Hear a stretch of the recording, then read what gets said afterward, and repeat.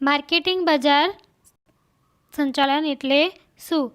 माल के सेवाने उत्पादक पासेथी ग्राहकों सुधी पहोंचाडवानी प्रक्रियाने विशाळ अर्थमां मार्केटिंग के बजारिया संचालन कहे छे। एक बार फरीथी, माल के सेवाने उत्पादक पासेथी ग्राहकों सुधी पहोंचाडवानी प्रक्रियाने विशाळ अर्थमां मार्केटिंग एटले के बजारिया संचालन कहे छे।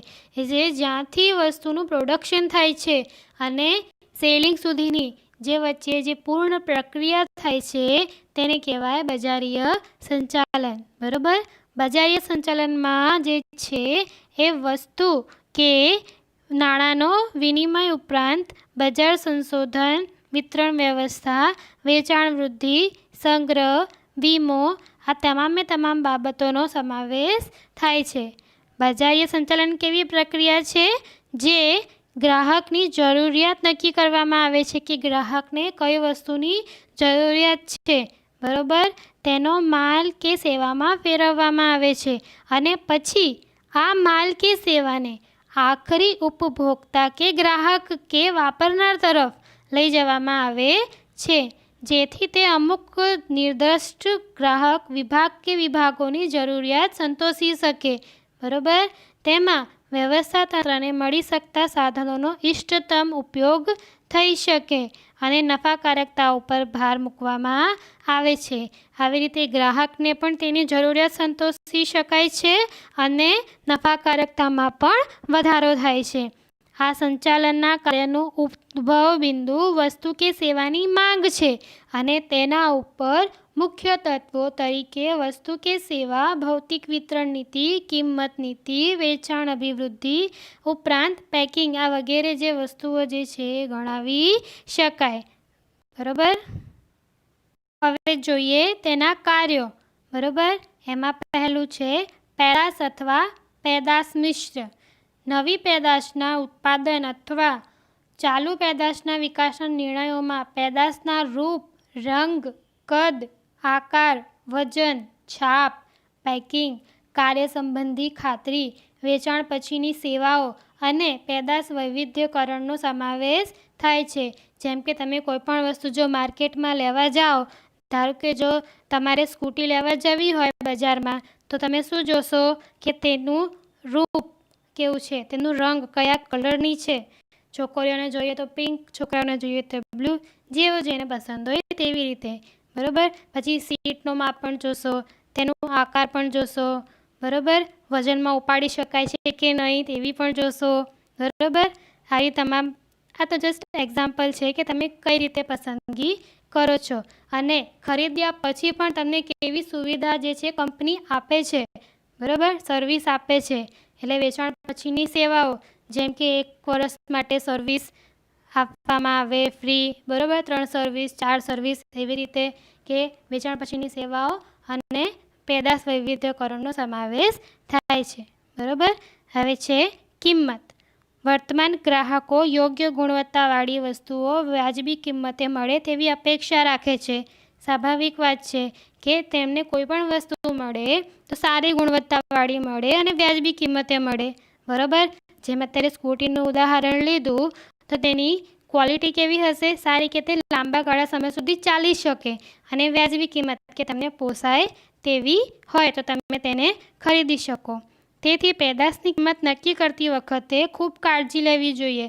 किंमत अंगेना निर्णयमां वेचाण नीति, साख नीति, वटाव अंगेनी नीति, जथ्थाबंध के छूटक वेचाण, मध्यस्थोनुं कमीशन वगैरह बाबतोनुं ध्यानमां राखाय छे। बरोबर। एटले के ज्यारे कंपनी जे छे ए वस्तुनी किंमत नक्की करे तो ए शुं करे छे के तमामे जे बीजा खर्चा होय छे एने पण ध्यानमां राखे छे के वेचाण नीतिनो खर्च केटलो थशे, साख नीतिनो खर्च केटलो थशे, के डिस्काउंट आपीशुं तो केटलो आपणे एनो व्याजबी किंमत राखीशुं, के जथ्थाबंध वेपारी के छूटक वेचाण करती वखते एनो जे खर्च थशे ए केटलो हशे, के पछी मध्यस्थीओनुं जे छे कमीशन केटલું રહેશે। आ बधुं जे तमाम जे खर्चाओ जे छे तेने जोड़ीने ते केटलो भाव राखी शके छे, किंमत जे छे नक्की करी शके छे, ते किंमत खूब ज जरूरी छे। हवे जोईए तीजું वितरण। વિતરણ અંગેના નિર્ણયમાં પોતાની દુકાનો દ્વારા વેચાણ, જથ્થાબંધ વેપારીઓ દ્વારા, છૂટક વેપારીઓ દ્વારા, એજન્ટો, વાહન વ્યવહારના પ્રશ્નો, આ વગેરે જે તમામે તમામ જે પ્રશ્નો જે છે એ તમામે તમામ બાબતોનો ધ્યાનમાં લેવાય છે. વિતરણની બાબત ધંધાના કદ અને વિસ્તાર સાથે સંકળાયેલી છે. બરોબર. આગળ જોઈએ અભિવૃદ્ધિ એટલે કે વેચાણમાં વધારો. અભિવૃદ્ધિ એટલે વેચાણમાં નોંધપાત્ર વધારો કરવાના પ્રયત્નો. બરોબર. જેમાં માલની જાહેરાત કરવી, પ્રસિદ્ધિ કરવી, સેલ્સમેનો દ્વારા વ્યક્તિગત વેચાણ કરવું, વેચાણ વૃદ્ધિ માટે ગ્રાહકો અને વેપારીઓને આકર્ષવા વગેરે આ તમામે તમામ બાબતોનો સમાવેશ થાય છે. બરોબર. જેમ સેલ્સમેન દ્વારા વ્યક્તિગત વેચાણ એટલે ઘરે આપણે જોયું હશે કે કેટલીક વખત સેલ્સમેન જે છે ઓફર્સ આપે છે કે આ વસ્તુ એક વસ્તુ સાથે એક વસ્તુ ફ્રી. જેમ ગ્રાહકો અને વેપારીઓને શું કરે છે, તેઓ આકર્ષે છે કે તેની ગુણવત્તા પણ સારી છે, ક્વોલિટી પણ સારી છે અને ક્વોન્ટિટી પણ વધારે છે એટલે કે જથ્થો પણ વધારે છે. એટલે કે એમાં શું થાય છે, અભિવૃદ્ધિમાં વધારો એટલે કે વેચાણમાં વધારો થાય છે. કેમ? કારણ કે ગ્રાહકને તે વસ્તુ ગમે છે અને તે તેને ખરીદે છે. બરોબર. અભિવૃદ્ધિના નિર્ણયોને કારણે કેટલાક ખર્ચ થાય છે, પરંતુ તેની સામે વેચાણ વધવાથી એકમનો નફો પણ વધે છે. તો આ હતા માર્કેટિંગ સંચાલનના કાર્યો. હવે જોઈએ માનવ સંસાધન સંચાલન. માનવ સંસાધન સંચાલન એટલે કર્મચારી એટલે કે કર્મચારી શું છે, મિલકત છે. બરોબર. હવે જોઈએ કે ધંધાકીય એકમમાં જમીન, મકાન, મશીનરી, ફર્નિચર તથા વાહનો આવી તમામ મિલકતોનું જે છે સાચવણી કરતા હોઈએ છીએ, જતન કરતા હોઈએ છીએ. તેવી જ રીતે કર્મચારી જે છે એ પણ મિલકત છે અને કર્મચારીઓની પણ આપણે સાવચેતી રાખવી જોઈએ, જેથી તેનું જતન પણ કરવું જોઈએ. બરોબર. ધંધાકીય સાહસોની સફળતાનો આધાર જે છે ધંધામાં રહેલા કર્મચારીઓ ઉપર રહેલો હોય છે. એટલે કે કર્મચારીઓની જરૂરિયાતો સંતોષવામાં આવે, તેને યોગ્ય વાતાવરણ પૂરું પાડવામાં આવે તથા યોગ્ય કાળજી પણ આપવામાં આવે તો ધંધાકીય ઉદ્દેશ્યો સરળતાથી અને સફળતાપૂર્વક સિદ્ધ કરી શકાશે. આ પ્રકારની માવજતને કારણે કર્મચારીઓનો જુસ્સો, વફાદારી, જૂથ ભાવના અને વગેરેનો વિકાસ થાય છે અને કાર્યક્ષમતામાં પણ વધારો થાય છે. જો તે કોઈ પણ જગ્યાએ જો કાર્ય કરતા હોય તો તે કે જે જગ્યાએ તે કામ કરી રહ્યો છે ત્યાંનું વાતાવરણમાં તે પોતાને સેફ ફીલ કરી શકે, ત્યાં તે ખુશ રહીને કામ કરી શકે. બરોબર. તે સંતોષપૂર્વક કાર્ય કરી શકે. બરોબર. હવે આપણે તેનો અર્થ જોઈએ કે માનવ સંસાધન સંચાલન એટલે ધંધાકીય એકમમાં કામ કરતા કર્મચારીઓનું કૌશલ્ય, જ્ઞાન, બુદ્ધિ, ગમો અણગમો, વ્યક્તિગત વિકાસ, જરૂરિયાત વગેરે જેવી તમામ બાબતોનો ધ્યાનમાં લઈ તેને કંપનીના ઉદ્દેશ્યો સાથે સાંકળી ધંધાને સફળતાના તથા નફાકારકતાના માર્ગે લઈ જવાની સમગ્ર પ્રક્રિયા. જો તમારે પૂછાય કે માનવ સંસાધન સંચાલન એટલે શું, તો તમારે લખવાનું. એકવાર ફરીથી, માનવ સંસાધન સંચાલન એટલે ધંધાકીય એકમમાં કામ કરતા કર્મચારીઓનું કૌશલ્ય, જ્ઞાન, બુદ્ધિ, ગમો અણગમો, વ્યક્તિગત વિકાસ, જરૂરિયાત આ તમામે તમામ બાબતોને ધ્યાનમાં લઈ તેને કંપનીના ઉદ્દેશ્યો સાથે સાંકળી ધંધાને સફળતા તથા નફાકારકતા માટે લઈ જવાની સમગ્ર પ્રક્રિયા. હવે આપણે જોઈએ લાક્ષણિકતાઓ. પહેલું, માનવ સંસાધન સંચાલનમાં કર્મચારીઓની ભરતી, તાલીમ, બઢતી, દોરવણી વગેરેનો સમાવેશ થાય છે. બીજું, માનવ સંસાધન સંચાલનમાં કર્મચારીઓના વ્યક્તિગત ધ્યેયોને સાંકળી કંપનીના ધ્યેય સિદ્ધ કરવામાં આવે છે. એટલે કોઈ પણ કર્મચારી જ્યારે કંપનીમાં દાખલ થાય છે તો એ પોતાના હેતુઓ, ધ્યેયો પણ લઈને આવે છે અને પોતાના વૃદ્ધિના વિકાસની સાથે સાથે તે કંપનીના ધ્યેય અને સિદ્ધિ માટે પણ કાર્ય કરે છે.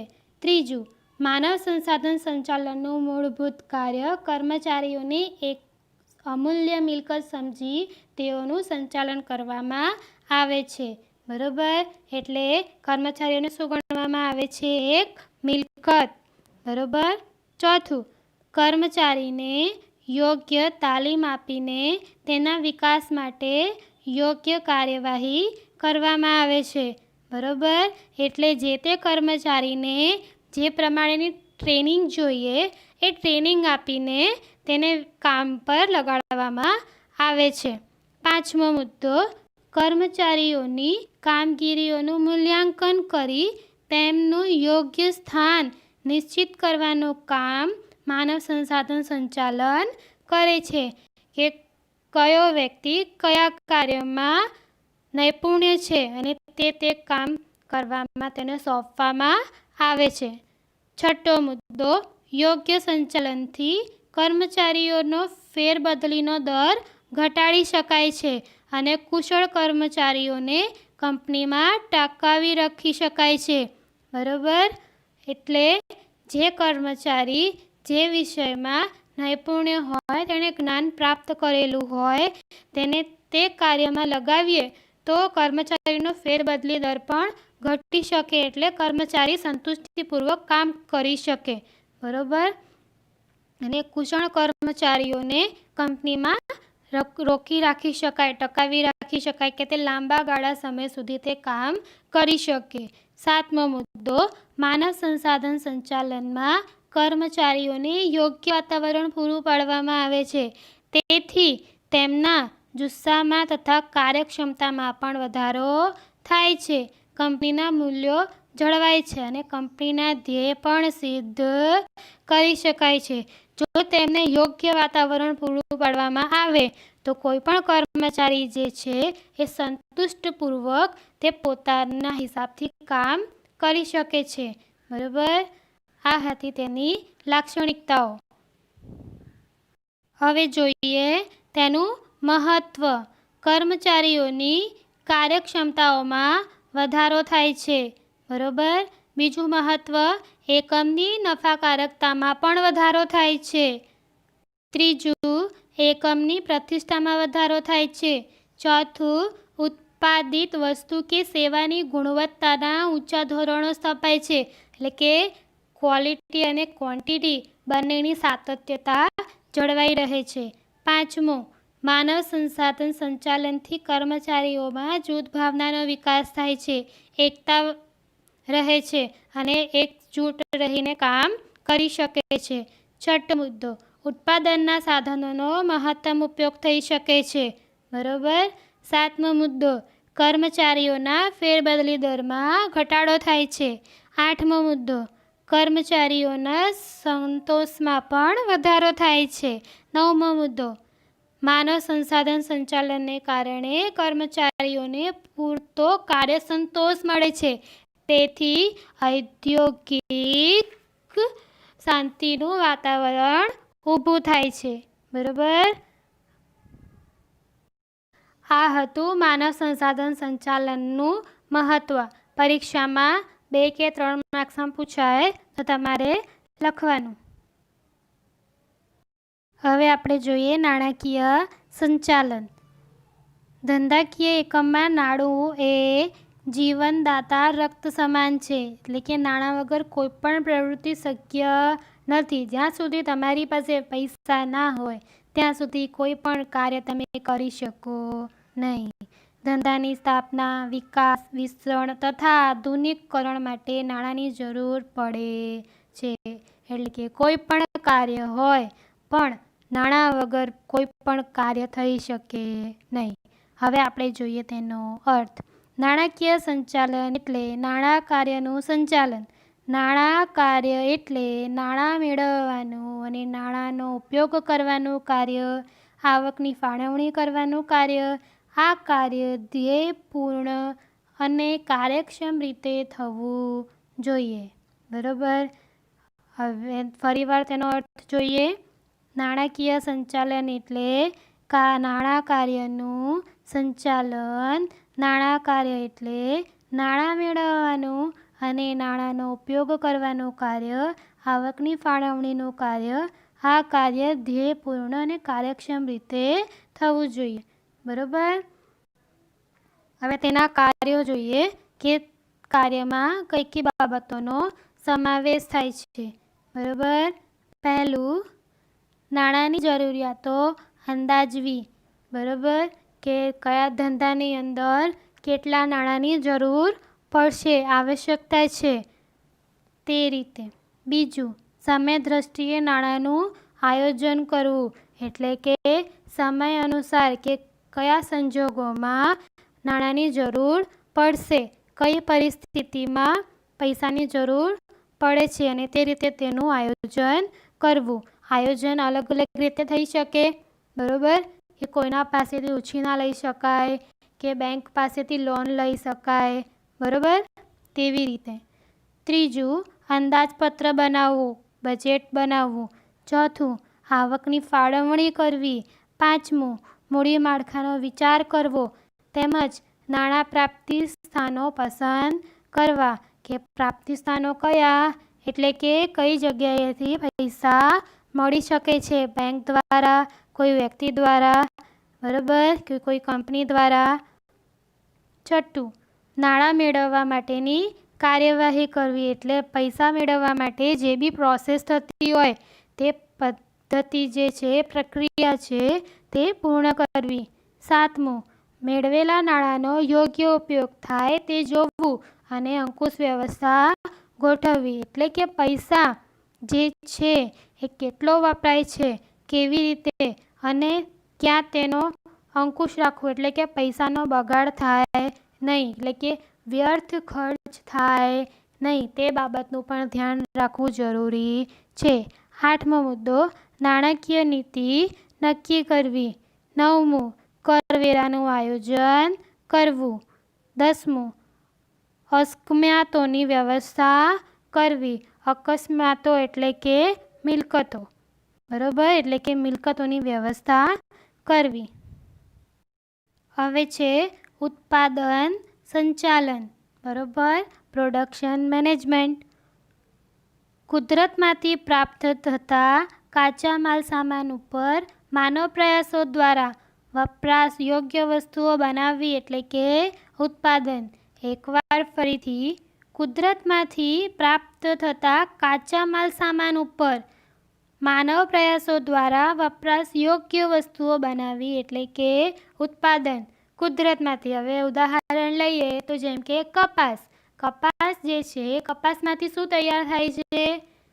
રૂ. બરાબર, એટલે કપાસ એ કેવો માલ છે? કાચો. એના પર પ્રોસેસ કરીને તેનામાંથી શું બનાવવામાં આવે છે?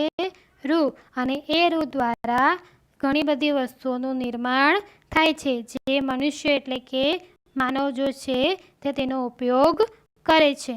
ઉત્પાદન સંચાલન ગ્રાહકોની જરૂરિયાતોને સંતોષવાની શક્તિ ધરાવતી વસ્તુઓ અને સેવાઓનું સર્જન કરે છે.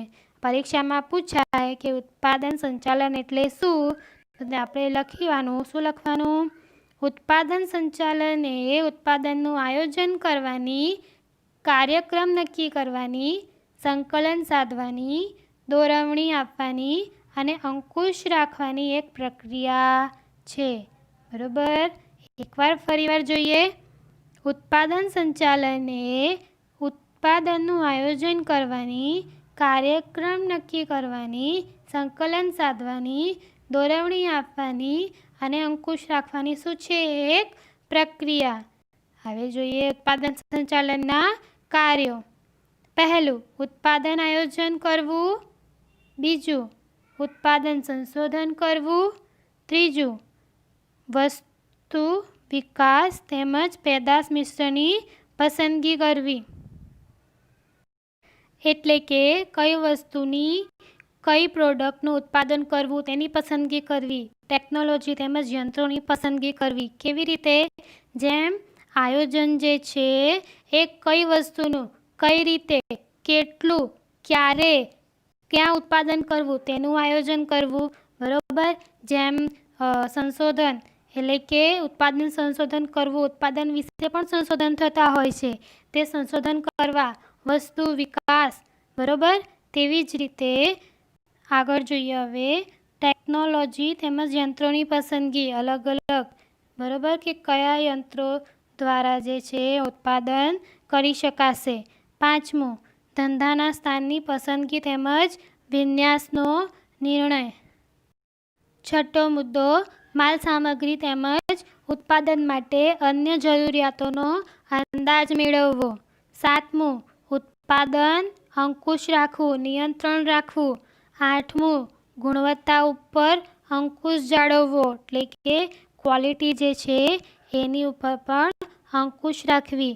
નવમો મુદ્દો, ખર્ચ અથવા પડતર અંકુશ તેમજ ઉત્પાદકતાની જાળવણી અને વૃદ્ધિ થાય તે પ્રકારના કાર્યો કરવા, એટલે કે ખર્ચ પણ ઓછો થાય અને તેની વસ્તુની કિંમત પણ જળવાઈ રહે અને નફાકારકતામાં પણ વધારો થાય, બરોબર.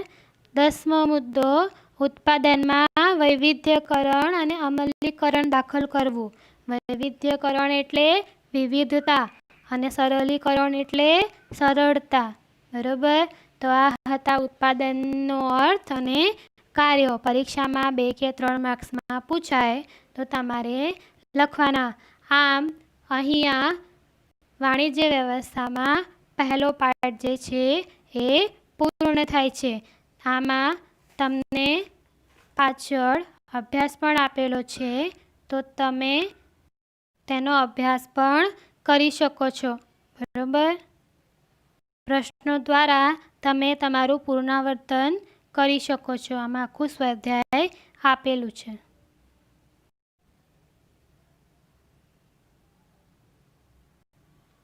તો 1 માર્ક્સના પ્રશ્નો, એક વાક્યના, ટૂંકમાં પણ પ્રશ્નો છે. આપણે આ તમામ પ્રશ્નોની વિગતવાર સમજૂતી જોઈ ગયા છીએ, તો તમને આવડશે. અને છેલ્લે વિસ્તારપૂર્વક પ્રશ્નોના જવાબ.